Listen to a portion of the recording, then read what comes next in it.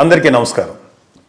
జన సైనికులకి, వీర మహిళలకి, జనసేన అభిమానులకి, నాయకులకి, ముఖ్యంగా మా జనసేనాని పవన్ కళ్యాణ్ గారికి 11వ జనసేన ఆవిర్భావ దినోత్సవ సందర్భంగా హృదయపూర్వక శుభాకాంక్షలు.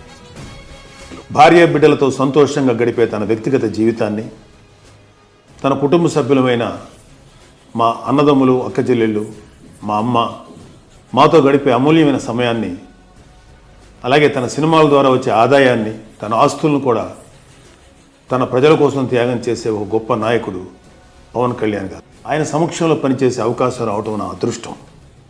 అలాంటి గొప్ప నాయకుడు ఒక నిర్ణయం తీసుకుంటే ఆ నిర్ణయాన్ని గౌరవించడం, గెలిపించడం ఒక జన సైనికుడిగా నా కర్తవ్యం. తన సమస్యల్ని ప్రజల సమస్యలుగా భావించే నాయకులు చాలామంది ఉన్నారు.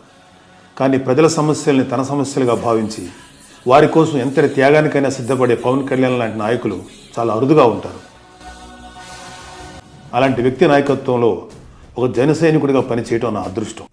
నాలాగే ఎంతోమంది జన సైనికులు, వీర మహిళలు, పోతిన మహేష్ లాంటి నాయకులు పదవుల కోసం కాకుండా నాయకుడి ఆశయం కోసం నిలబడేవారు జనసేనలో లక్షల్లో ఉన్నారు. అలా పార్టీ కోసం, నాయకుడి ఆశయాల కోసం, ఆ ఆశయాలు నిలబెట్టడం కోసం పనిచేస్తున్న ప్రతి ఒక్కరికి జనసేన 11వ ఆవిర్భావ దినోత్సవ సందర్భంగా మరొకసారి నా శుభాకాంక్షలు తెలియజేస్తున్నాను.